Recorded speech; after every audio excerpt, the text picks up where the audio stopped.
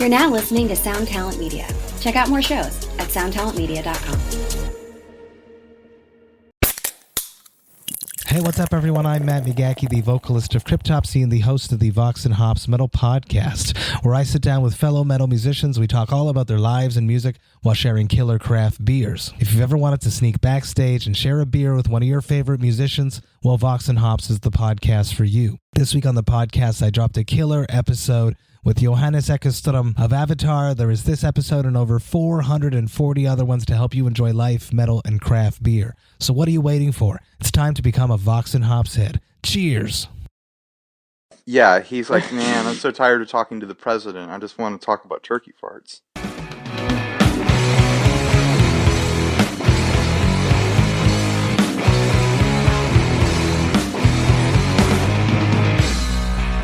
Hello, everybody. Welcome to today's episode of the ToneMob.com podcast, the show about guitar tone and the people behind it. I'm Blake Weiland, and with me today, I have Ryan Burke. Yes, from the 60 Cycle Hum podcast. Hey, guys. So, what's happening, man? How's your day going? It's going pretty good. Just kind of hanging out, working, doing the thing. I did a little reverb demo today. I recorded that nice. This morning. Yeah. What was that?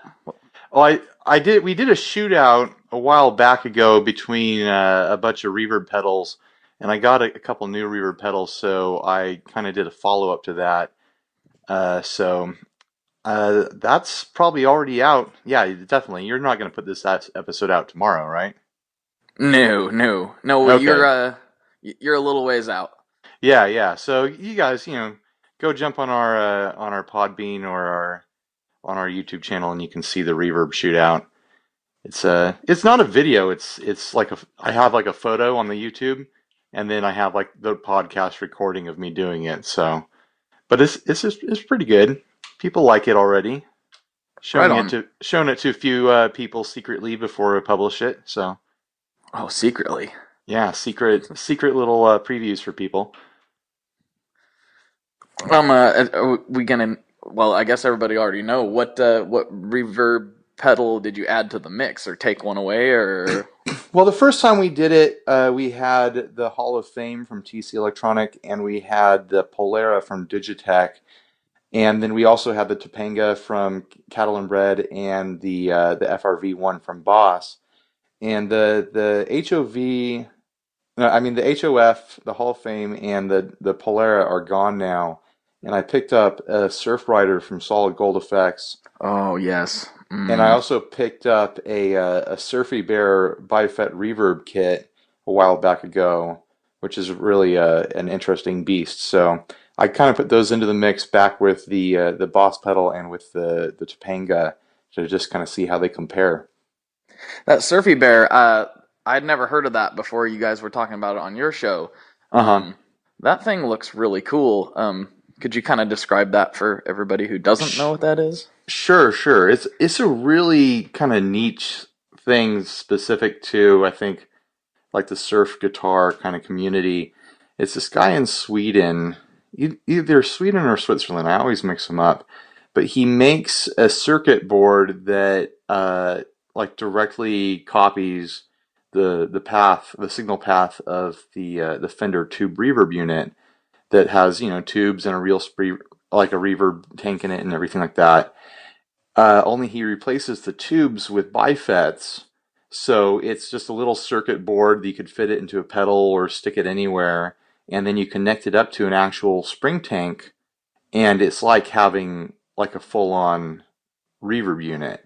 Like you can kick the tank and everything, and it's pretty darn close. Like people who own both are pretty excited about how close it is. So it's a fun thing. It comes as a kit. Like it's not in a case or anything. You buy the circuit board. It's already populated, but you have to connect the knobs. You have to connect the pots, and you have to connect the input and output jacks and the power connections and everything like that. There's a little bit of work with it, but it's like really affordable. I think it's like $100-something to get started with it. Oh wow! And then you have to buy the reverb tank, and you have to put it in a case somehow. So there's extra cost, but still it's like pretty affordable project to get into. Yeah, to get that kind of sound for, I mean, I don't know, after you say you had to buy a reverb tank and everything, I mean, maximum, like if you just spent all your money for no reason, like $200 maybe. Maybe like, you'd have to be working really hard to spend $200. Reverb tanks are like $20. They're cheap. That's true. That's true. But if you can pour a lot of money into the case, like I could probably go over to Daniel at Salvage Custom and be like, hey, build me a fancy case for this, and that would cost me, like hundreds of dollars or something like that. Right. But people have been just sticking these things into like toolboxes from Harbor Freight or whatever, and they look nice. great. But then some people do build like these custom little cases, and they Tolex them, and they put grill cloths on them and stuff, and make a fancy little thing out of it. But I think that by the time you're done doing that, with all your time and effort, you should probably just buy, a Fender tube reverb unit. Right. You might as well get the real thing if you're going to go that far. Exactly. Yeah. Go spend $500 or $600 instead of spending $300 or $400 on the case for your $100 circuit thing. But I've known guys that are into that, like, that just because they want to do it. Totally. A friend of mine, and it turned out great, and he's probably going to listen to this. He has a BC30, Epiphone BC30 amp, and that's a cool sound. And whoever had it before him, like, swapped the speakers out and did some stuff to it, and it sounds really good. Like, I'm very impressed with it. And he was like, well, whoever had it before him, like, it was one of those classic things like that you guys would have loved if it was an ad for your show. Which, for anybody who hasn't listened to their show, they take ads. Well, you tell them. It's your show. Well, you finish your story about the BC30. Okay. And then we'll talk about the show a little bit. Okay, yeah, for sure. He took the BC30, and whoever had this before him, like, spray painted it, like, blue, and just didn't really mask it off, just, like, shot it, and they just, the BC30 is kind of a cool looking amp in its stock form, and they made it really ugly looking. Yeah. Basically. It's kind of got, is that the one that's got kind of like the interesting, like, grill cover thing, like the weird baffle where there's like a weird line that goes across it or something like that? Yeah, it's kind of like a diagonal line that, like, divides the speakers. And yeah. And like has, like, they're trying to, like, piping. hit on like the kind of like vintage, like, Gretsch aesthetic or something like that. Exactly. Yeah. And and they pulled it off pretty good. It was a good looking amp originally, but yeah, whoever had it made it look ugly. They put like a Plymouth Duster emblem on it for some reason. That's great. But anyway, long story short is he took it and split it, made it a head and cab. Cool. And built a whole new, head enclosure and a speaker cabinet for it, and it is one of the classiest looking things, like, ever. Nice. I would probably not have done that myself. Right. I would have just rocked it. Yeah. But man, it looks good. It's like it's all white with black piping, and he did a great job. It looks amazing. I'll have to post it or something. Yeah, we already have. You totally should post it, but you know what we would say on our show about it is that like, he's never going to get his money back when he sells that thing. I don't think he probably will. Right. That's the trick with that stuff, is if you put that much work in, then you should just never plan on selling it, because you're never going to find a buyer who's, like, drinking the same Kool-Aid you are, and it's going to be like, oh yeah, they did exactly what I want to that amp, and I'll totally pay, 3 times its worth, because that's true. Someone else did a ton of work to it, But it sounds really cool. I'd love to see pictures of it. Yeah, I'll have to post that thing one of these days. I think I'm going over there this weekend, so I'll be getting some pics of it. It's nice. It's really cool. But yeah, I the guys I run with, and myself included, we're different than you guys. We don't sell gear. Oh, those Like, types of people, huh? yeah, like I've sold one guitar in my life and I regret it. So, Yeah, if I didn't sell gear, like I would have no place to go to the bathroom, basically. oh well, My house would just be filled to the rafters, and I would die when like a pile of stuff fell over. This is like I to justify my buying addiction, I have to just keep selling it, or I'll run out of room, basically. yeah, I definitely understand how that goes. I got chased out of my own house by my gear. I had to go build another outbuilding to Yeah. hold it. It's a terrible sickness. Oh yeah, it never ends. It was either that or I was gonna have to start selling gear, and like I said, I just can't. Don't sell gear. That's ridiculous. Just go build another building to hold it all in, right? That's right. And when that gets full, we'll expand. I like it. Eventually, I always look at these guys, myself included, who have these massive collections, and I'm just like, eventually, you've got to kind of just open a store, like turn your house into a guitar shop, and be like, well, okay, this stuff is for sale now, and Yep. I'll just play with it until someone comes and buys it. I could actually see that happening at some Yeah. point, even though I don't know. Yep, you have to sell gear if you own a store. That Right. I don't But know. then at least Eventually, someone has at least someone has to come in and look you in the eye and buy it. and shame me Yeah, for yeah. my addiction. No, you shame them like, hey, you deserve this? Like, I really care about this guitar. Do you deserve this? And have people like justify their existence before you sell it to them. Like, what kind of music do you play? Well, Yeah, I'm actually a member of Nickelback. Nope, get out of here. yeah. You can't. It's not for sale. Get off my Store's property. closed. Exactly. Uh, yeah, good stuff. It Yeah. isn't. I mean, there's got to be like a lot of people like me who aren't online or Sure. like available. So it'd be really funny to like go to a garage sale or something and like find a kindred soul that was like an older dude that was just like had stacks of reverb tanks and just all that has to exist somewhere. Oh yeah, those guys are all over the place. I've not yet encountered them, but Yeah. then again, No, I've never bought anything on a boat like Steve did or anything like. I guess let's talk about where I'm from real quick before we go down the whole insanity too Yeah. much farther. Oh yeah, that's what I was trying to figure out. Like I gotta get this back on the. Let's talk about where Ryan comes from and what he does, so that if you guys aren't familiar, Right. So I mean, we let's- could just keep going and just people could just be like, oh, it's some guy, whatever. That's fine. some dude. I don't know. I just found this guy on just on Craigslist, and I decided, hey, Yeah. let's call him. Yeah, let's No. call this guy. Yeah, I am just some guy. I don't claim to be anyone special. I'm just some guy. Well, so am I. So that works out. Yeah.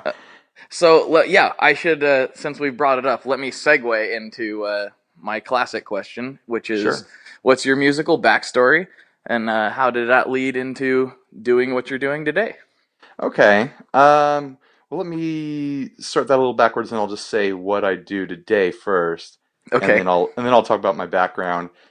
Basically, myself and my friend Steve, who we've mentioned, we run a guitar podcast called 60 Cycle Hum, and we mostly just talk about the used market, and we cover Craigslist ads and eBay ads and stuff off of Reverb that our listeners send to us, and once a week we just kind of tear into it, whether it's good or bad, and kind of just review these ads and just kind of be nerdy guitar gear guys and do our thing.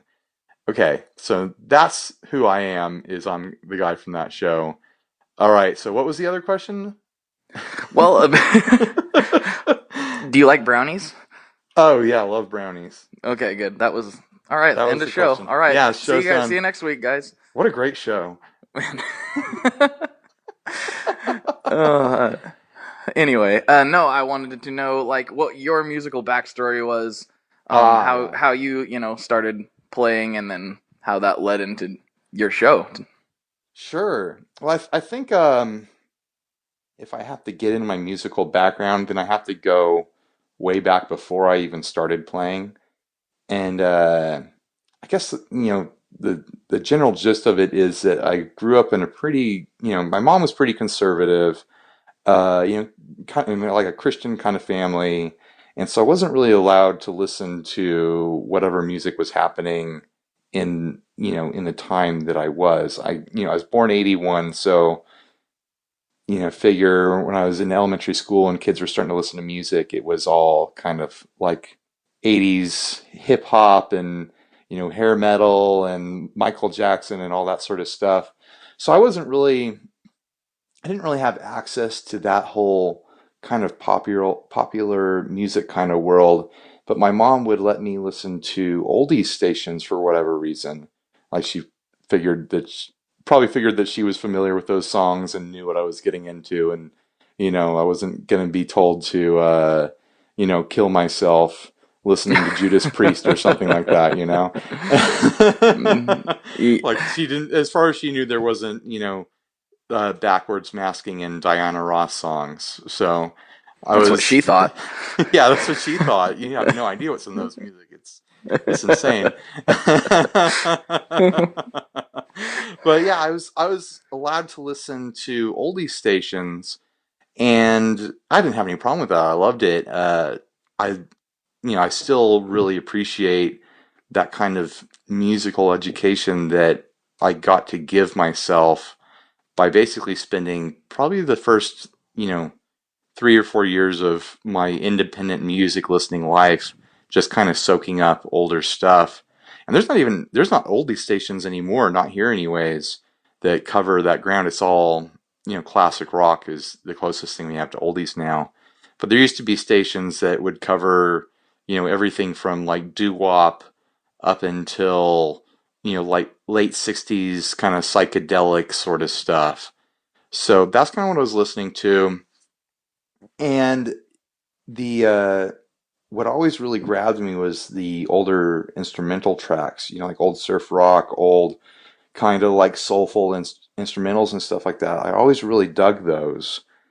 And so when I came into my teens years later, uh, and I started playing guitar because I saw a friend learning to play guitar, and he played, the intro riff to "Smells Like Teen Spirit," and I was like, "Well, that looks stupid easy. I can do that."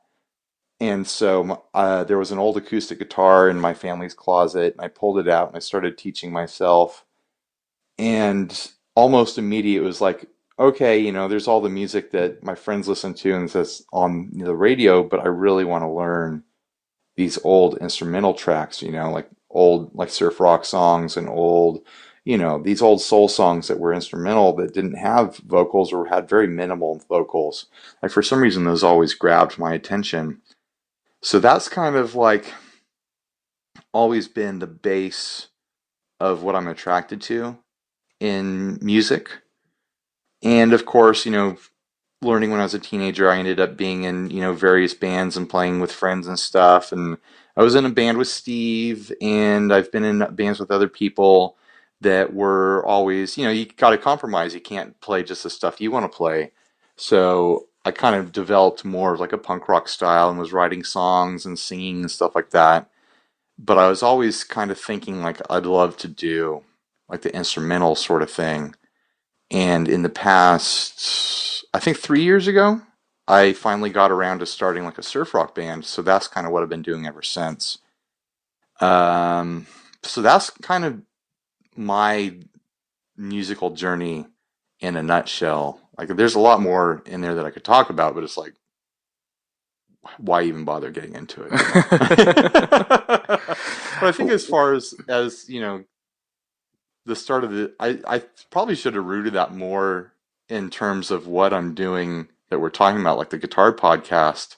Yeah, that's all good. I was gonna say what was the trigger for that? Like what made you guys decide to do your show and then, format it the way you guys have formatted it. Because I, have only been listening for probably 6 months or so.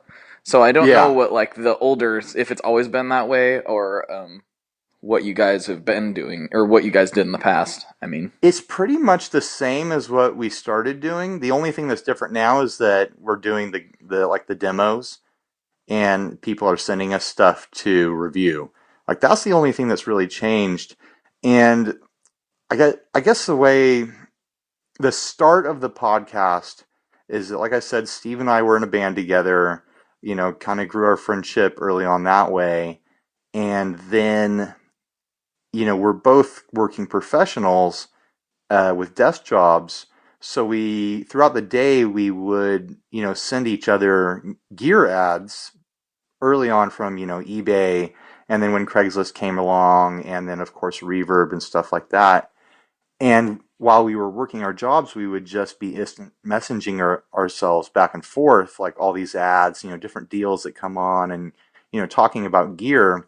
So Steve and I have been, podcasting without recording it probably for about a decade now. Okay.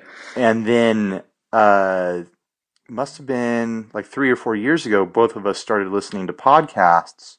And we started to kind of be like, we should probably start a podcast and talk about this stuff. Ha ha ha, wouldn't that be funny? And we would mention it and, talk about it at parties or whatever. And my wife was like, yeah, you guys should really do it. You should totally do it.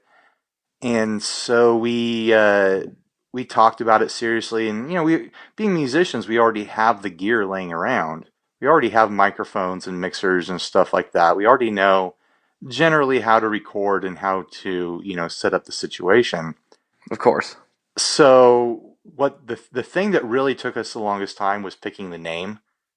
Like, we probably could have started podcasting like 4 months earlier if we had just picked a name. Because once we picked the name, it was like, okay, let's do this next week,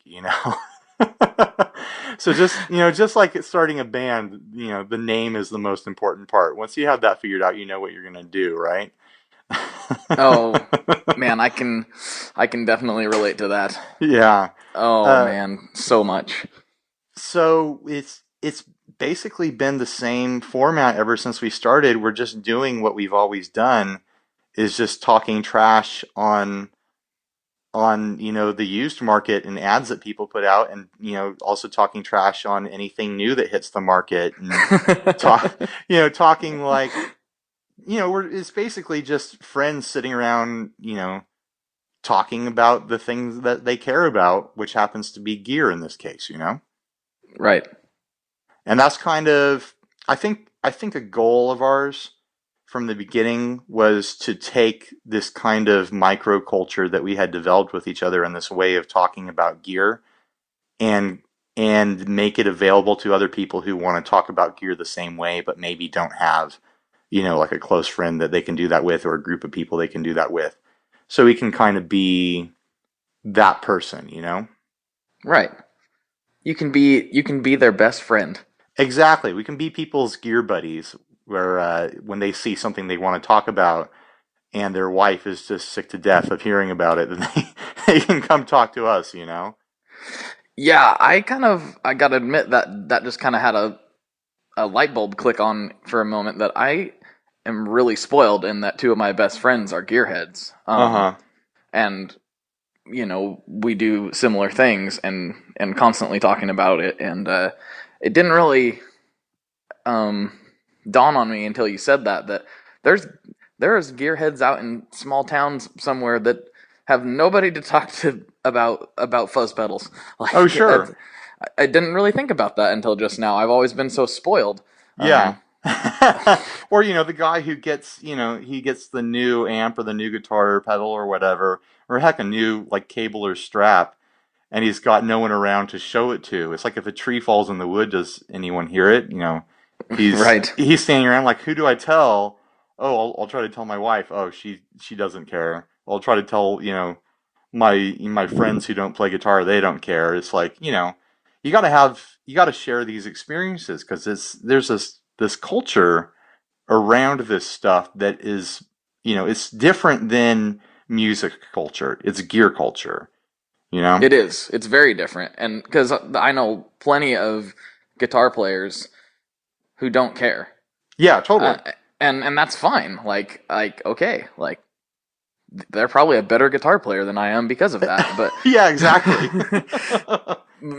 but yeah, it is its own like subculture within a subculture type of thing, and it's fortunate for everybody involved, especially kind of when you get in deeper into it, that 90% of people are really cool in it too, which is kind of an unusual thing. I don't think that happens all the time when you get that niche down. That Well, I think if you're talking about the people who make the gear, like all those guys are just like stupid cool. They're all just like really like chill guys. Like very few assholes in the gear building community, you know. right. As far as like the culture of like the audience, like there's a lot of crazy places on the internet where people are insane about this stuff. Well, yeah, yeah. I guess I should. Yeah, I should have clarified what I meant by that. I was more speaking about builders and most of the people trying to, whether it's a builder or whatever, most of the people trying to do something. Yeah. Versus just The being on the gear. producers. Yeah, versus being on the gear page and just going, I don't like that because I don't like it. Yeah, do we really need another tube screamer? I already have a tube screamer. And it's like, yeah, we kind of do need new stuff all the time. So, Right, exactly. yeah. Oh, that's just a copy of that circuit. Yeah, so. Yeah, well, you know what? It's a cool copy. Listen to it. Exactly. As you know, everything is a copy of something at some point of it. You know, like no one is like, oh, I'm going to build an amp, and they reinvent transformers so they can build an amp. Like they're just using a transformer from a different amp. So it's, I could talk about it till you're blue in the face about the realities of this stuff, but it's like it's a culture. There's, like I said, there's places on the internet where people are kind of insane, but that's where they're home, I guess. Everybody needs a place to go. Exactly. So, the crazies find each other. Yeah, totally. And I'm glad that they're all kind of in the same locations with each other, so I can avoid those places. But that's kind of been an element of what we do is, from the very beginning, even before we recorded the first episode, we're like, yeah, we need to have our own, Facebook group to have our own community around this thing, because that's such a powerful thing right now. So, because we were looking at like Gear Talk and, the Gear Page, and, I was on Harmony Central way back in the early days, and, forum talking and stuff like that. Mm-hmm. And it's just a huge part of developing a gear culture, or any culture, is having a place where people can talk about this stuff. And so we basically grabbed the Facebook group name before we even recorded the podcast, I think, just to establish it. And it's just been a really powerful part of our show, is having the Facebook group. I think we've got like 600, 700 people on there right now. And that's awesome. It's just constantly active. People are posting stuff all the time. And it's just pretty incredible to see how we have established a gear culture that is based on, the way that Steve and I originally talked about gear with each other, and still talk about gear with each other on the show, where people are more friendly, more relaxed, more like open to ideas and stuff, and be like, oh yeah, I don't like that, but here's who it would be good for, is kind of the basis of how we talk about things, Oh, for sure.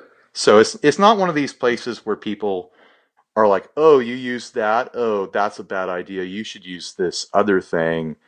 It's a friendlier place, and we're really proud of that. That's awesome. And I was thinking about this when you guys launched the show.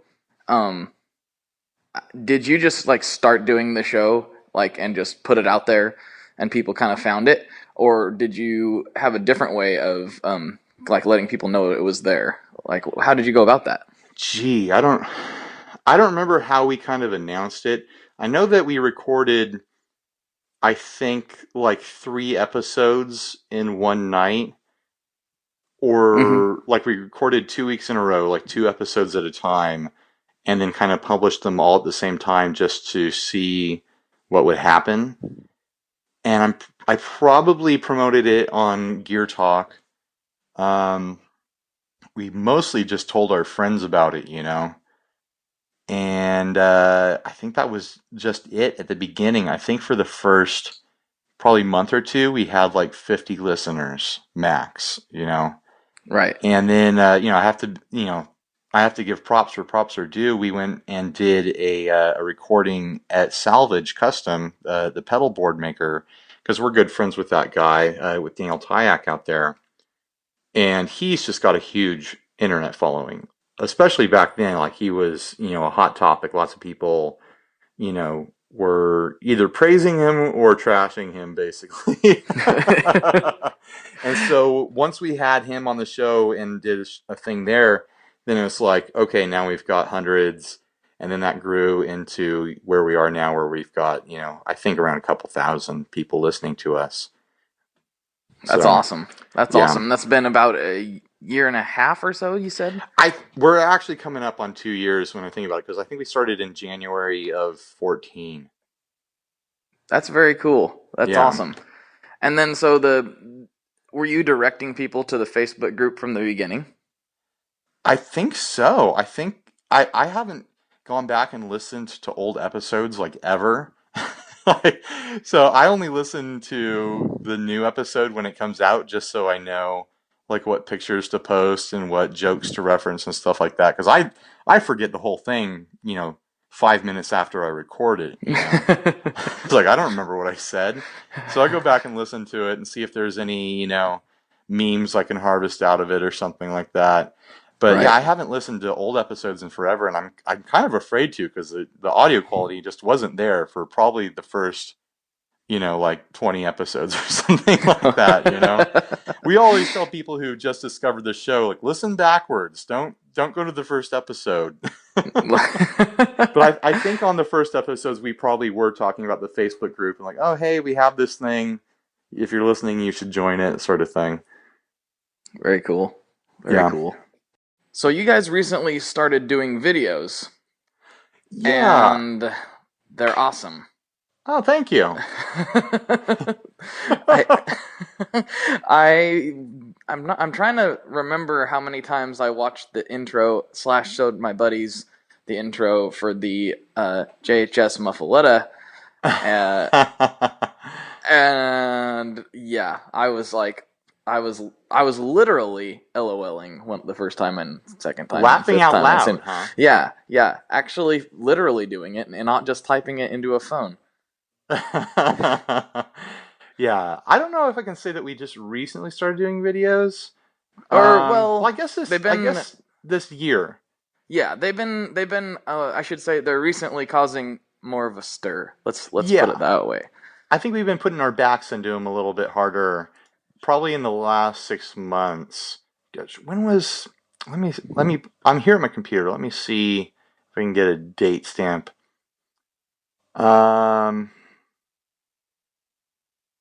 I think it all turned around kind of when we did. I think we first got our first idea of where we were going when we did the dig demo with Salvage Custom.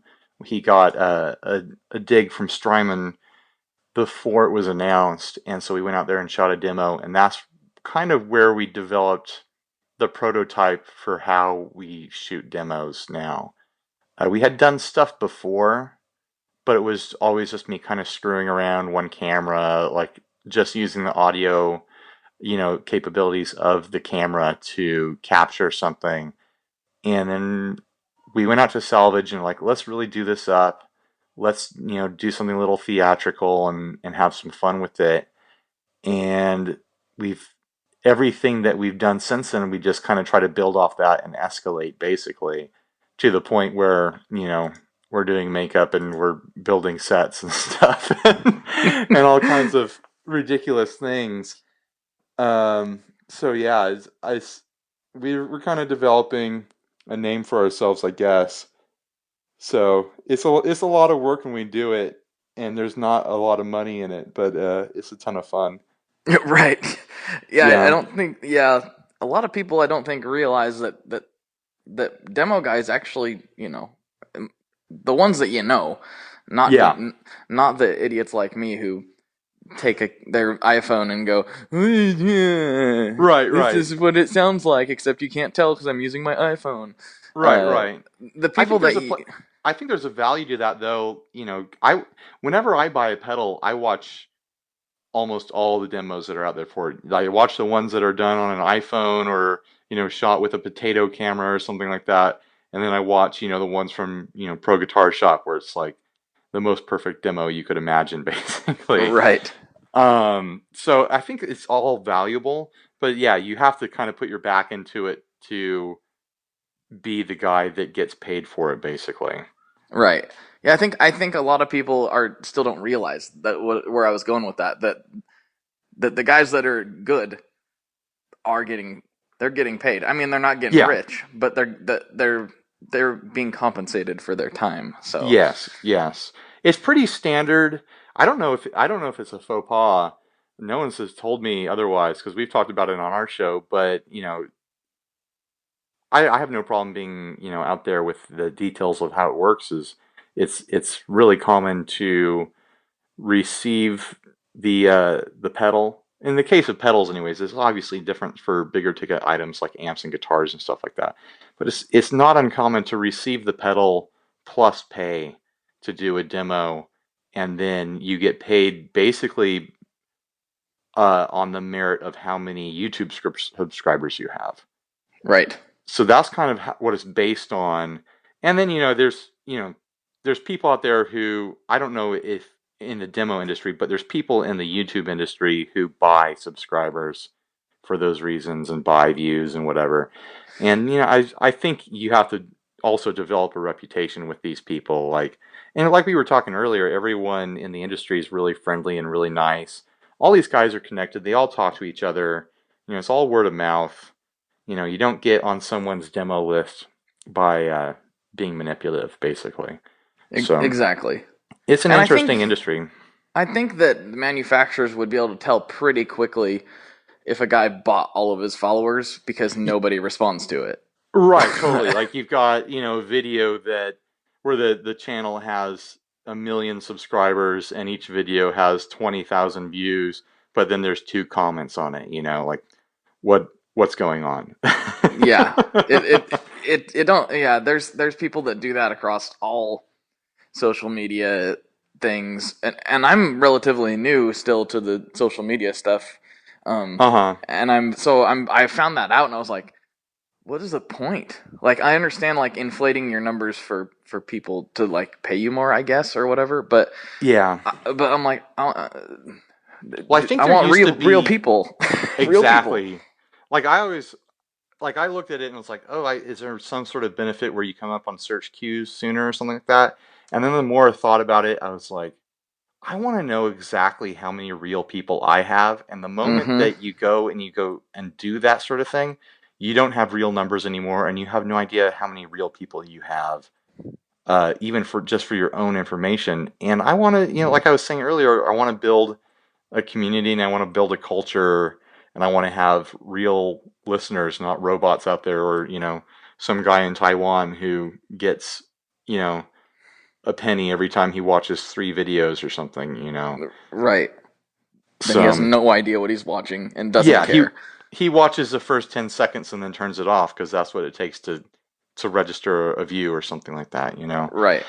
The thing that's valuable to me is building an actual audience. So we have been fortunate with the demos in that we have good connections and good relationships with the people in the industry already. So people know, what we're delivering, what kind of audience we really have, and that we're all right dudes. So that's been very fortunate. The connection with Daniel Tyack at Salvage has been invaluable. He's gotten our names on a lot of people's lists, so that's been awesome. he seems like a awesome dude. Like he seems like somebody I'd want to hang out with. Yeah, well, he's the kind of guy that everyone wants to hang out with. There's things you could say about Daniel, and I love you, Daniel, if you're listening. There's things people could say about Daniel that are negatives, but the reality of it is that everyone that is kind of connected to him within the gear industry just loves that guy, and he's really just connects people. Like he's a hub for so many people. Like recently, you can look on our YouTube channel. We went out to Taylor Guitars, which is based here in San Diego, where we live, and he put together this huge thing that was just incredible. Where he knows Bob Taylor, the owner and founder, obviously, and he's like, "Hey, I'm going to get a bunch of small boutique guys in here, and I want you to like talk to them about the business of doing this and growing and whatnot, and do the whole tour and everything." And Bob was like, "Yeah, let's do it." So I think like 17 people came in, and most of them flew in from other places in America, and Bob just gave us this entire day at Taylor Guitars at the factory. We got to see every single nook and cranny of that place. He fed us meals. He gave us drinks. He gave us all these like crazy industry secrets. And I was basically just there with my video partner to document the whole thing. But of course, we got sucked into the whole event, and we're part of it while we were doing video and whatnot. But we have 2 videos up on our YouTube of Bob just talking to these guys. Like there's great guys there. Doug Cower is there of Cower Guitars. Benson is there of Benson Amps. There were so many people there. The guys from Bad Cat Amps was there. I can't even remember off the top of my head. Joel from Chase Bliss was there. He's a great guy. It was just a really rad thing, and it all happened just because Daniel got us there. Like he made this event. And so he's been just an enormous help to our show just because of how many people he's connected with, and he really loves the show and is connected to it. So it's been a great thing for us. That's awesome. Yeah. Yeah, I actually did know about that event going on through Chris. He was telling me about it before he went down. And I was just like, that is awesome. And then he was telling me a little more about it, when he got back. And I was like, I'm so jealous of you right now. I can't even tell you. It was totally insane. Like I feel, we all hung out the day afterwards, and it's like we all had a religious experience with each other. It was like an ultimate. It's like we're all gonna meet up in 20 years. And like have a reunion over it, like, oh, remember when we all hung out with Bob? How great it was, For sure. Yeah. For sure. I mean, yeah, I was following the whole thing, that you guys were posting some pictures, and Doug, everybody who has Instagram basically was posting pictures of the day, and I followed most people that were there, so it was like, oh man, that's awesome. Yeah, anyone who kind of knew who was in those pictures was like, oh my gosh, I wish I was there so hard right now. Like it was just an incredible day. And then we got to hang out with all those guys the next day. We went to Satellite Amps, and we went to we went to a restaurant that's owned by John Erickson, who owns Tonecraft. And so it was just an incredible weekend. I basically abandoned my wife for like 3 days. My wife and my baby. I was like, sorry, honey, there's gear adventures I have to be on. So I like Monday morning, I woke up and it's like, okay, I got to make sure I'm not in the doghouse after this weekend, That's incredible, though. I mean, I love you, honey, but I would have done the same thing. If Yeah, you're listening, yeah. like, I'm sorry. I wanted to do it anyway, and I was stuck here in Portland. I was just like, Yeah. Yeah, it's that's another person I have to, just give a lot of thanks to for helping the podcast happen is the patience of my wife and Steve's wife, because we just kind of disappear every other Friday and aren't done until, like 11 o'clock at night because we're hanging out talking about gear and drinking beer and eating tacos and stuff. And, doing everything else we do, when we shoot those videos, it takes, as much as 3 days once all the work is done to get those things out. Like right. once like the shooting it is easily half a day, just for one demo, and then the time we spend editing it, and if I do any animation or anything like that, like it adds up real quick, And then we do the podcast portion, and there's another day right there. So it's a lot of work. It definitely is not worth the pay that we get. So don't everyone listening, don't go like, oh, video demo guys get paid and they get gear. I'm going to do this and I'm going to just be rolling in pedals and money. It's still a labor of love, You just shattered the whole image I've been trying to cultivate, which is this wealthy billionaire gear podcaster. And now now you've shattered the illusion, and everyone's gonna know that I'm just some dude who has a pedal addiction just like they do. Yeah. Thanks a lot. Now I'm no longer Batman. It is incredible getting pedals sent to us and then getting to keep them. It's kind of feels like being in like a cheese of the month club where something shows up and you get to just try it. Like but then I still buy pedals, Right, of course. Pedals get sent to me, but then I'm like, oh, this is nice. I got to buy another pedal though. I think honestly, I think I've bought more pedals than I normally would, because there's some things it's like there's been a couple guys that have like sent me stuff and they're like, yeah, just send it back when you're done. And I'm like, that's cool. I'll send it back and I'll play it for a little while. I'm like, I can't send it back. How much you want for it? Yeah, that's how they get you, huh? Oh yeah, and then I was telling some of the guys, just stop. Okay, I want to play that really, really bad, but I don't have any money for that right now, so don't send it to me, because I'll just probably end up keeping it. Oh, basically, anytime I see something new come out, and I'm like, oh, I want to try that, I shoot them an email. I'm like, hey, do you want a review?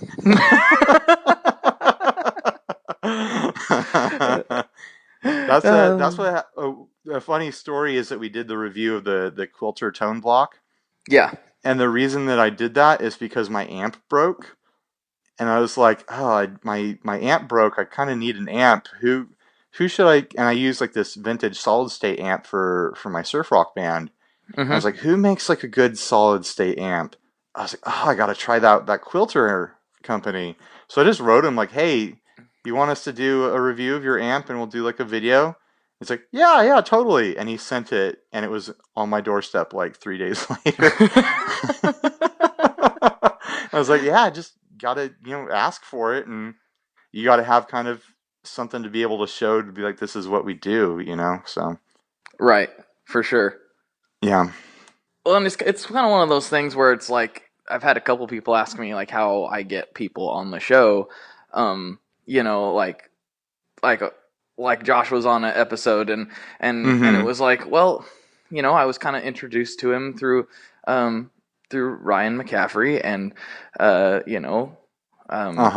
and blah blah blah blah, and then I just went, well, I mean, essentially I just ask. Like, yes, I am kind of introduced through other people sometimes, but yeah, there's a lot of guys I've just straight up emailed them or called them and been like, hey, you want to do the show sometime? Yeah, and guys that's why I'm here. Yeah, exactly. Exactly.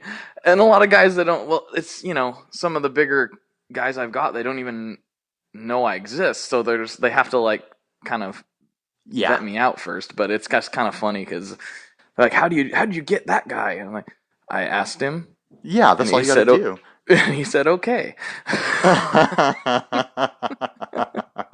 Yeah. I mean, yeah, you've got a pretty good setup here to do this. I'm really impressed with your whole thing. We've tried to do phone interviews with our show, and it never works out great for us. It's a ton of work, but you found like the right, phone app to do it, and the technology's there, and you've got a great kind of format here. I think we're to the point where if we do interviews, it's like a weird, out of the ordinary sort of thing because it's just not who we are at this point. We just, Right. Leave that to other people to do the cool interviews. I just like talking to people. Yeah. And so it sometimes my interviews don't necessarily they well, kind of like how this one has went. They sometimes don't end up being a lot of questions. They just end up being talking. And Sure. I hope that everybody likes that, but I kind of can't help it. I just am wired that way, I guess. That's why people listen to podcasts. They don't want to hear just, silence. They want to hear talking. The silent I bet you there is a silent podcast. Yeah, there's probably a podcast for those people who like the soft sounds. I forget what that's called, but it's like a weird fetish where people want to hear like fellow feathers dragged across like a microphone and stuff like that. I don't know anything about this. It's like a YouTube thing. Like, look it up. It'll weird you out. Like the feathers drug across a microphone? Really? Yeah, people want to hear like these like soft sounds or like whispering. It's like this whole thing. It's like this whole scene of YouTube videos. So if I like Google feather whisper videos, I'm not gonna see like. I think if you did whisper videos, you would be straight in the middle of that town. Like there's a lot of them. It's a weird scene. I forget the term for it, but yeah, that's a whole other subject. Well, I apologize to anybody in my audience who might be a whisper fan. That just sounds a little odd to me. But more power to it. There's worse things. So yeah. Oh, totally. All right. There's way worse things on the internet. Oh man. Like my iPhone gear demos. That's worse, I would say. I don't know. I haven't seen any of those. I'm gonna have to check them out. I don't actually have a YouTube page or anything. Once in a while, I'll post a 15-second stupid clip to Instagram. But hey, that's important too. Instagram not if you listen to it. Not if you listen to it. It's not a good thing. Yeah, but some people, sometimes people just want to see like, what happens when you turn a knob, or they want to get excited about something. It's like, oh, there it is. That guy's got it. I'm still excited about this thing. All these different social medias they're all important within this kind of interesting industry. It's all just about getting people excited and giving them a place to, talk to each other and look at things. For sure, and it's cool too because I like doing this obviously, but I like talking about gear outside of this too, and with anybody, and I've just discovered how many more dudes like me there are outside of my immediate circle, and it's like this and is really ladies too.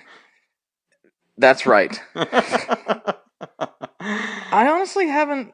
Don't get me wrong. There are definitely some girl followers I have on Instagram and stuff, but it's not as common. Actually thought there would be. I thought there would be more, and I don't mean that in a negative way in any sense of the word. I think it's awesome. I think it's a thing where I think there's more than we realize because it's something that my wife does. Like my wife and I are both on Reddit. My wife spent a good day and a half trying to figure out what her handle would be, and she does this for all sorts of other things like Instagram, wherever. Trying to figure out a name that kind of identifies her personality and who she is, but doesn't immediately reveal her gender. Because being on the internet and being a lady can be tricky sometimes. That makes a lot of sense. You get a lot of people who are either like, oh, you're a girl, you don't belong in this conversation, or you get people who are like, oh, you're a girl, I'm gonna friend request the hell out of you, and I'm gonna private message you, and let's see what can happen, you know. So I didn't really think about that, and now I have to. I'm gonna have to be careful when I. I mean, not when I friend request people. I mean, when. I mean, when I like one of my kind of normal responses, if I get a complimentary comment, is "Thanks, dude."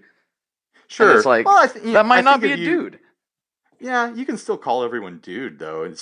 I think there's kind of a little bit of a like a title change going on in the gear world. I think where I think we're going to see more and more women coming into the conversation in the near future, because when I play out and I play shows and stuff, there's girls playing in bands like all the time.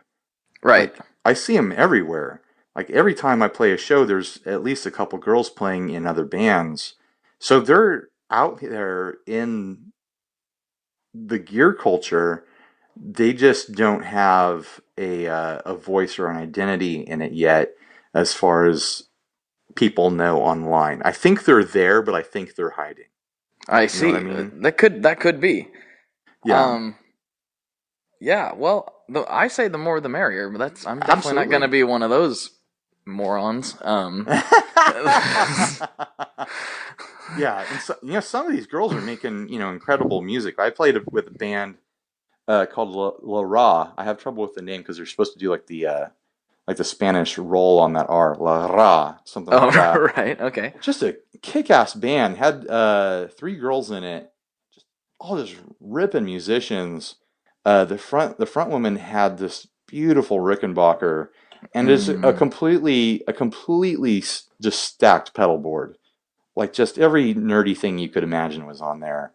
And it's just like, why is this not part of our everyday kind of gear culture of, the women in the world who are obviously into gear as much as anyone else? Why is it not part of the conversation, I guess?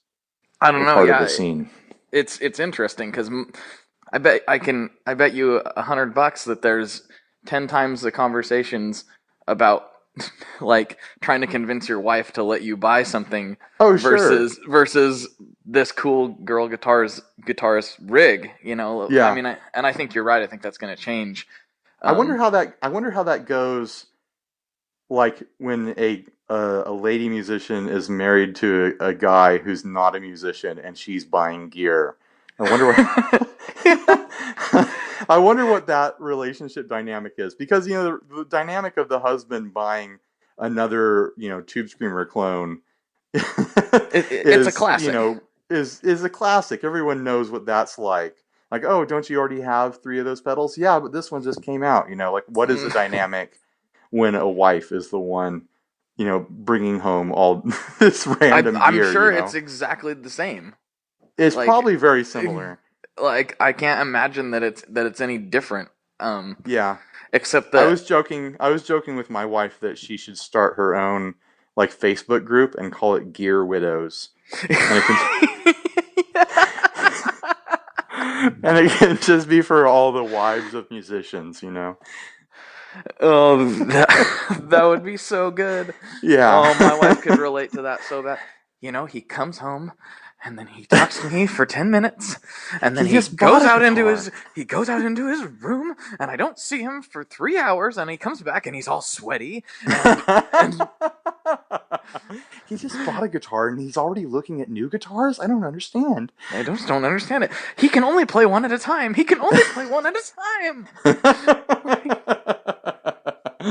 Yeah. Yeah, I realize I don't think she's listening to this, but if you ever do listen to this, I am sorry. I apologize, honey. I realize I am mentally insane. So, oh man, that's good stuff. Well, it's good to know that we're all, guy or girl, we're all probably in the same boat when you're a gear addict. Oh yeah, totally. You just gotta scratch that itch, just that next thing. Like I did that reverb shootout today. Mm-hmm. I've got 4 reverbs here that I just have for some reason. Like, why do I have 4 reverbs? I just have them. Okay. Why do you have them? It's I've the same reason why I have, as of last count, and I think it's actually got bigger. This is embarrassing now that I think about it. I think of last count I had 16 fuzzes. Oh my gosh. Yeah. If I didn't sell fuzzes, I'd probably have like 40 something fuzzes right now. It's stupid. Started like a fuzz journey like 5 or 6 years ago, Oh, and that's a good journey. it was real bad. I was probably getting a new fuzz and then selling the old fuzz like every 2 weeks or something like Oh, wow. that. Yeah, it was really bad for a while. What did you land on? I've got a couple different things that I'm a big fan of right now. I've got the Earthquaker Devices dirt transmitter, which I really like that thing. Like, I'm not a conventional fuzz user. I'm like I go for these really nasty gated sounding fuzzes. Like that's what I've been chasing. And there's like a sound in my head that I've been trying to get, and it's just like I'm always just trying to get a little bit closer, and it's just never quite there. It's never quite perfect. Like, it's such a weird thing, fuzzes, because they're so simple. Like, there's like 4 components in there that are doing the heavy lifting, and there's just a billion variations of them.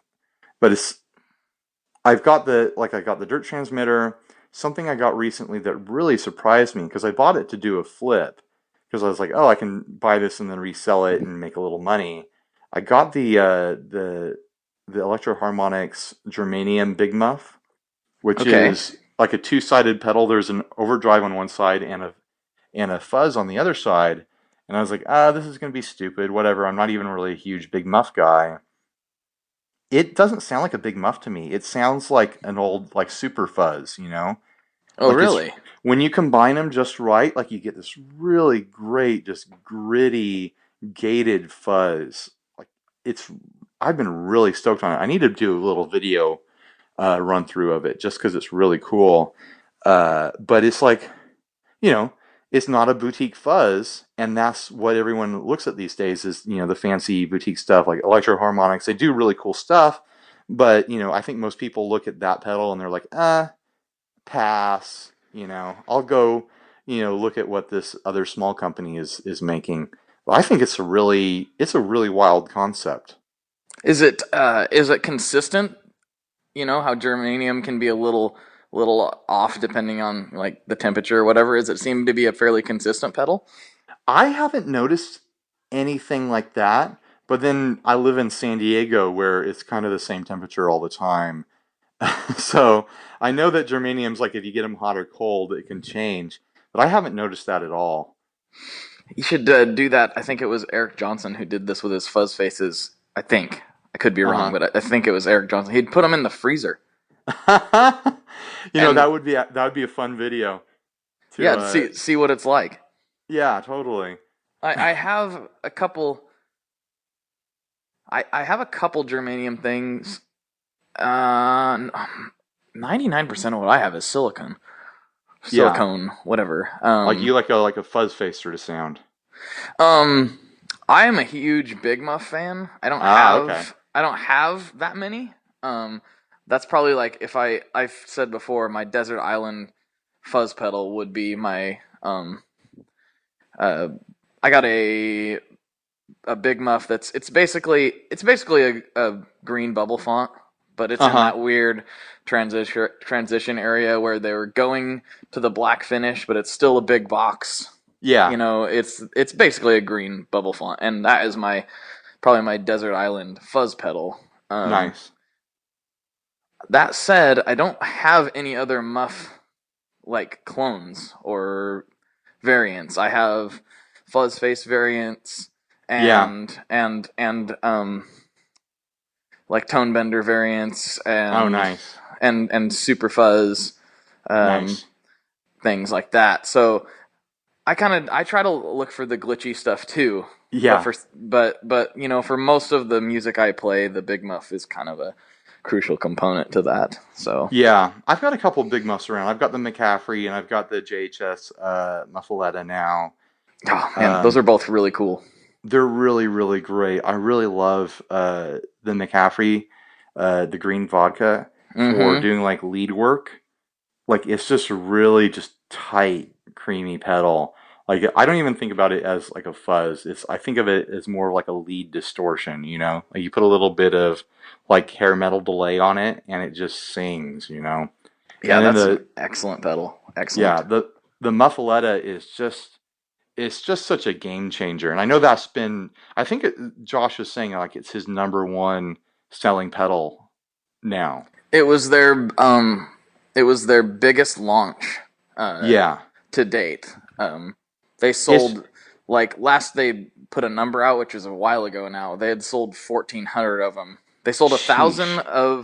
a thousand of the first run, which was basically the first run, and then had already pre-sold 400 of the next run. And that was a couple weeks ago. That's crazy. Those are big numbers for anything, you know. That's Oh, crazy. yes, but it's a great concept, and I played that pedal too, and Yeah. it's like that's a great pedal for a gigging guy who likes big muffs. Yeah. And it's just one of those things where, you know, everyone everyone wants to try all those different variations of big muffs. That concept is just so strong. They need to run with that and do it with a bunch of different things, you know. Like Mm-hmm. they need to do a tube screamer that's got, you know, like 10 different versions of a tube screamer just in it somehow. And there's probably a really, really tricky thing to do, Well, but I mean, it's, that's what Earthquaker did with the Palisades. yeah, I have the Palisades and Mm-hmm. it's an incredible pedal. I love it so much. I don't think of it as a tube screamer because it's the way I dial it in is not tube screamer similar, you know. Um, but yeah, it's that's a great concept too. It's these concepts that allow people to really create are the winners, you know. Oh, most definitely. Yeah, I mean it's everyone else is a winner too, like, but that those are the things that really grab the attention of someone like me. It's like okay, you know, I think like for me the root of this like gear addiction is that I grew up playing Legos, and it's kind of the same thing. Oh It's yeah, it's you know it's tone Legos where Tone Legos. you're like trying to like build something out of your head with these little blocks, you know. It's I did too never. it's too perfect of an analogy, right? That is It's, that is exactly what it is, and it never occurred to me. Because I did too. I had yeah, Legos, and that's and much like my guitar tone, I would always assemble them into ugly monster creations instead of what they were supposed to be. So exactly. very, very good. I like that. That is exactly what it is. And Yeah, now my wife might actually understand if I tell her why I have so many pedals. right. It's That like Legos. it is. It's exactly like Legos. And you're always looking for that one little like blue piece to complete the thing you're building. But That's there's right. no little blue piece. There's only a yellow one and you're like, "Okay." And also like Legos, it really hurts if you step on them barefoot in the Oh, door. totally. Yeah, yeah. And they're expensive. They're I oh, that's great. yeah, I've got a 1 year old, and as soon as I found out that we were having a kid, I went over to my family's house. I was like, "Where's the Legos? I need to Mm-hmm. save the Legos and put them in my attic so I have them." And I'm so glad that my family saved all those because you look at how much they are; they're so Oh man, expensive. it's It's just crazy. it's just plastic. Like it's just little pieces of plastic, and But it's but it's crazy how expensive that stuff is. it is. But I mean, what are you gonna do? You're gonna get him mega blocks. Psh. I know, right? No, you got to get like the space Legos and like whatever other variations they have now, and build the thing that's on there first, and then you take it apart and you never do it again. That's right. But Well, yeah, no, this is totally unrelated, but No, it's not. We're talking about Legos, but Yeah. but Legos. What is this? A Lego podcast? Well, it's been a vegetable podcast. It's been It's been a a feminism podcast. yes, it was a feminism podcast. Yeah. This is everything that anybody could ever want in a podcast. So everyone Yeah, should listen it's to the it. everything podcast. It's like Yes. it's like a bagel, and we're back to food. Oh, dude, I love bagels. Anyway. Yeah. Oh man. Oh, good stuff. Good stuff. So I guess since I should be like interviewing you instead of talking about Legos, I'm I'm gonna ask you another one of my classic questions. And Sure. then we can maybe try to bring this to a close after you talk about it. So I kind of Okay. I mean, what if it's just a yes or no answer? It's not. Okay. I mean if it is, then I'm confused. Okay. I'll be super confused if this is a yes or no. So. All right, just do it. I'm ready. All right. What is Ryan's dream rig? Ooh. Yes. Oh, so Okay, show's over. so all of them, all the rigs. Yeah, basically. No, that's true. That's something I always say on the gear group is that whenever someone's saying something about a piece of gear, like, oh, is it too expensive? Is it too this? Or is it not good for this? I'm like, I just want to try everything. Like, I literally just want to try every single thing that I see. And so I think as far as dream rigs go, it would be really hard for me to pin down something that I would be happy with forever, Mm-hmm. I think I could come up with a long list of stuff that I really want to get my hands on and try that aren't readily available. Like I've been on this Vox Phantom kick. I'd love to get my hands on a Phantom, like a real one. Not even to own, just to try it, to see what that's like, because they look so cool. For sure. Like there's a lot of things like that. So I don't think I could even begin to put together a list of like, oh, if I had this, then I've got my dream rig and I can, stop collecting, or stop buying and trying. I've always been that kind of person. Like I'm not, like if you asked me like who my favorite band is, I'd be like, I don't have a favorite band. I don't have, a favorite genre. I know what I like when I'm listening to it, but I don't really pick favorites. I don't have a favorite color. I don't have, a favorite food. I like the thing that's across the room, and I haven't had it yet. Yes, I can definitely my understand that. Set. Yeah, that makes sense. That makes a lot of sense. See, So that wasn't a yes or no answer. No, not at all. But I think that kind of mentality is probably a big part of where our podcast comes from, and that's part of the reason why we probably won't ever stop doing it, because there's always just that need to try the next thing, and that curiosity, and like, what is you see this? What is that like? What it would be like to play this thing, or how awful is this? I still want to try it. I don't care if it's awful. I don't know if you saw it, but on our last episode, a listener sent us. I know where you're going. This double neck acoustic. Yes. It is so insane. There are people in the group who are asking, well, how much is it? How much is that guitar? I kind of want to try it. And I kind of want to try it. It's like all the way across the country from me. But if it was in my town, I would go and I would try it. It's two acoustic guitars that someone like cut the sides off the body and then velcroed them together. These guitars are velcroed together. They're acoustic guitars, by the way. Yes.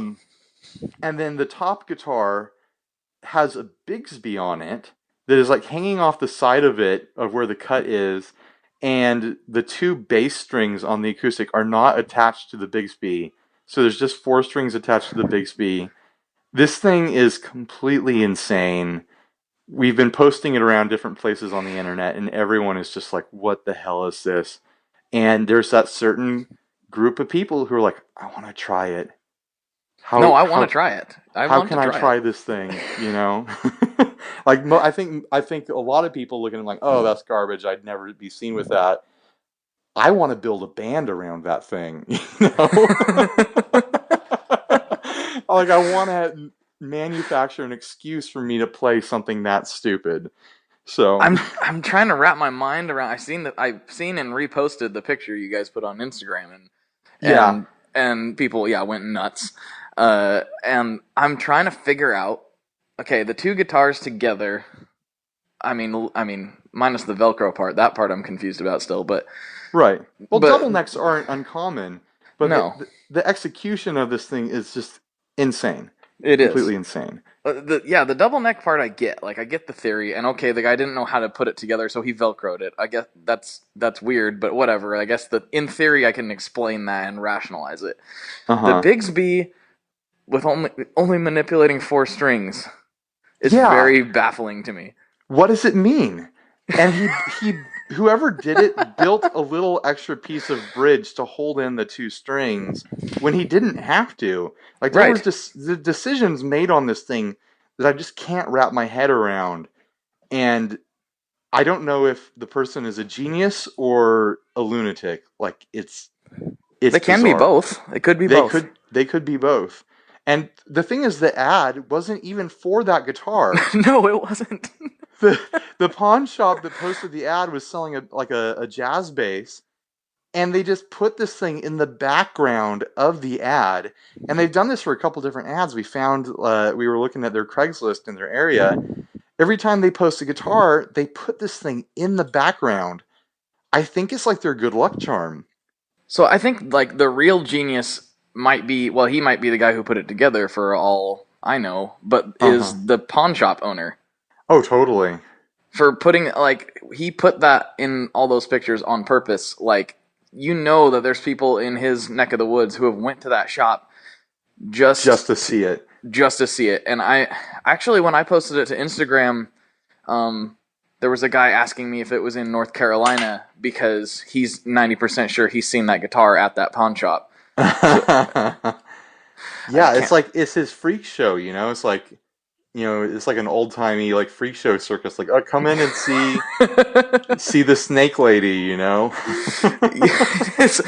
See the snake lady and the conjoined twins. Actually, this is conjoined twins is what this one is. Yeah, exit through the gift shop and buy a shirt that said that you were there, you know? But only now it's like, come see the Siamese guitar that is Velcroed together, you know? with the Bigsby that is on the side of... Right. Okay. Your eyes won't believe what you see. I'm going to have to Photoshop that into, like, an old-timey, like, freak show poster now. Oh, dude, you should do that. I know that... Hey, I got an idea for you. This is the next 60-cycle hum t-shirt. Nice. There you go. Yeah. I thought about doing that. It's like kind of trying to compile all our craziest guitars and use them for a t-shirt design or something. Because we have some weirdos on there. You do. You really do. It's pretty incredible. We need like a Hall of Fame, like a photo album on the Facebook, I guess. That'd be great. Yeah. There's a guy who just started a Facebook page called Reptile Dentistry, or the Reptile Dentist, or something like that. And he posts, I think he's like a guitar repair guy. Okay. He posts the most insane botch jobs. It's a really good follow for, it's not for dentistry, it's for guitars. But right. It's like the worst things you could ever imagine happening to a guitar that people have done to them. It's a really good follow. So look that up on Facebook. We'll definitely do. That's awesome. Yeah. I mean, it's not awesome. It'll probably make me cringe, but... And it's always bad when it's, you know, like a guitar that otherwise would be like $13,000 or something. Yeah. And some guys drilled holes in it to make it look like Swiss cheese or something stupid, you know? Oh man, that reminds me. I seen a picture the other day that blew my mind. Jeff from Champ Tone Guitars. I actually have one of his Uh-huh. guitars at my place right now that I'm trying out, and it's awesome. But I seen on his Instagram he found somewhere a 1952 Les Paul, Uh-huh. and you flipped it over, Oh, and the no. entire back, somebody had taken a solid body Les Paul and hollowed the entire thing out. No. Yeah. The entire thing, and then like put a back, but left a little meat around the edges so that he could screw the back on it or something. No. It was completely. I mean, at one point, on one hand, a hollow body Les Paul is kind of cool, but not on a vintage 1952. Yeah. Oh, it was like. Well, when they did it, it probably wasn't a vintage guitar. He was like, "Oh, this is a new guitar. No one will care. I'll just do this now." Oh yeah, it probably man. wasn't really dumb when he did it. It was just, Yeah. got my guitar. I'm a mod it. He was like, "Oh, this guitar is too heavy. I know. I'll take it to my woodworker friend. He'll know what to do." He gutted it. Yeah. It was like, oh, but at the same time, my freakish part of my brain went, I wonder how the thing sounds. Oh, totally. That's what I'm thinking now. Is like the value's all gone, but I kind of want to play it.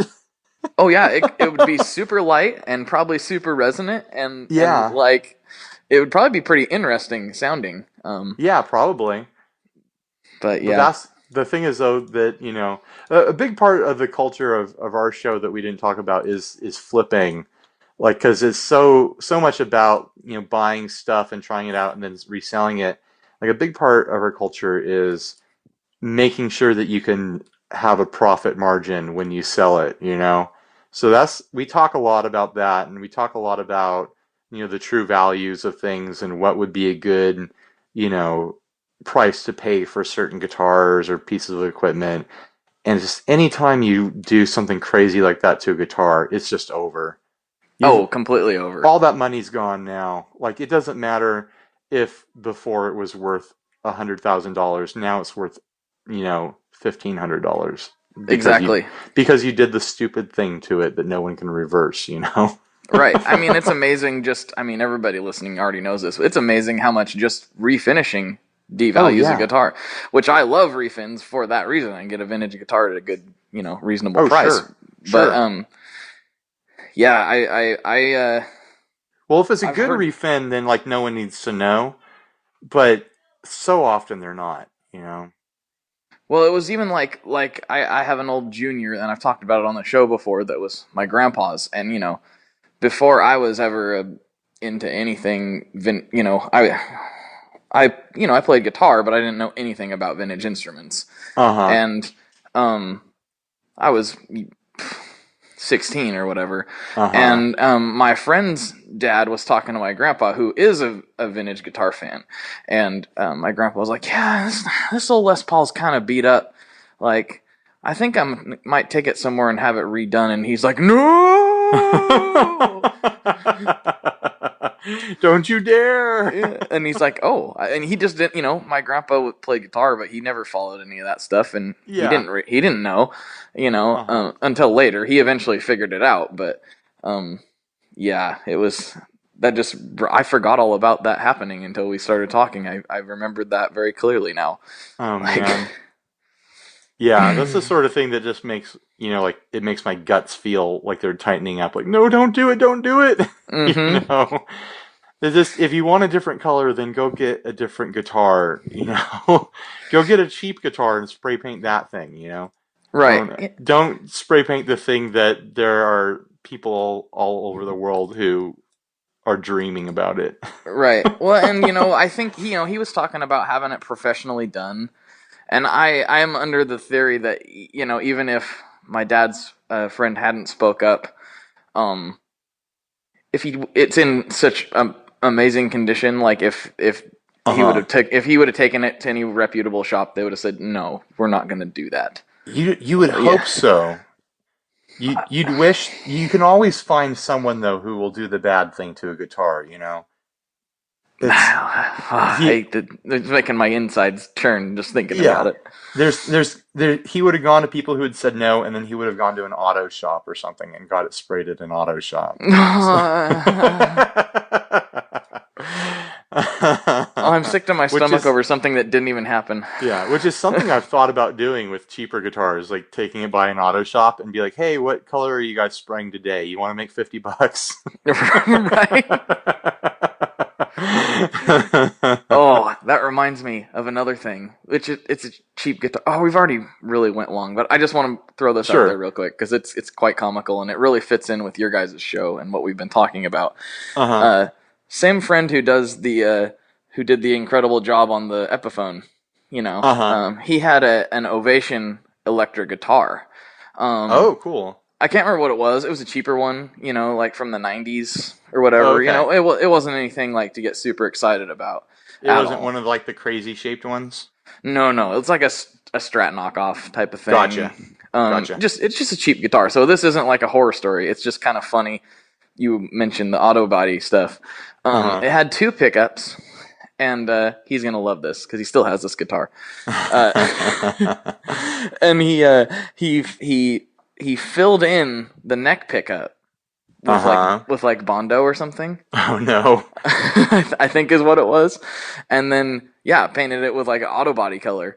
Like a steel gray or something. But yeah, every once in a while I still look at that thing and I'm like, man, good times. You gotta do stuff like that though when you're young and starting out. Like I took apart my first electric guitar and I refinished it a bunch of times.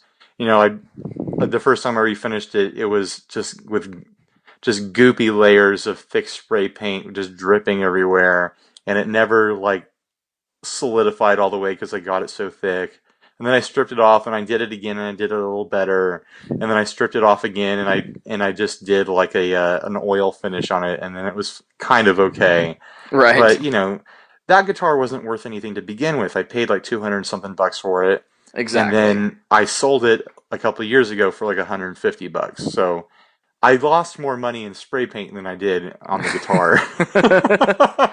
Oh yeah, for sure. But you got to, if you're a certain type of personality, you have to do that stuff. You can't help it. But unfortunately, sometimes those people happen to have classic instruments laying around, and they do it to things that don't deserve to have themselves destroyed. True story. Very true story. Well, Ryan, we're already pretty over time. Yeah. We could definitely continue on for another couple hours, but I think we should probably call her an evening. Sure. This has been a lot of fun. If anyone out there who's listening who isn't already a listener of my show, just look us up on iTunes, Podbean, or Stitcher. We are called 60 Cycle Hum. We publish every Monday morning. And look us up on YouTube as well. We're running a contest right now where when we hit 2,000 YouTube subscribers, we're going to give away a JHS / Keeley steak and eggs. So very cool. Very cool. We're about 600 subscribers away from that, and it's just sitting here on my desk right in front of me. I want to give it away to someone. So if you're listening, you're probably interested in that. So go do that. Very cool. Yeah, I will put links to your show and your YouTube page in the show notes, so that'll be nice and easy for everybody. Yeah, no problem. So just hit the show notes, and you'll be able to find all that there. And subscribe to them on iTunes, reviews, all that good stuff. You know what to do, people. You know how this works. You've already done it. You're here listening to this show. Just do it again, Yeah, it's that easy. It's that easy. It's that easy. It's so simple. All right, Ryan. Thanks for coming on. So, for Ryan, I'm Blake. And as always, good luck and good tones. Yep. See you later. All right, folks, that is the show for today. As per usual, you know that I am very happy that you guys are tuning in and listening, so thank you very much. And I just wanted to post a quick reminder that the holidays are fast approaching, and you are probably going to be doing some purchases for your loved ones, workers that you kind of just tolerate, and other various people that you'll be spending your hard-earned cash on. If you wouldn't mind, Amazon.com has pretty much everything that you could want to buy, and there just so happens to be a link on my website, tonemob.com/associates, where you click through there. Everything costs the same, it doesn't change anything, but we get a little kickback from that and helps keep the lights on. So that's tonemob.com/associates. You'll see the link to Amazon there, and anything you buy using that link will go ahead and support the show. So thank you very much for listening, and I'll talk to you guys next week. Have a good one.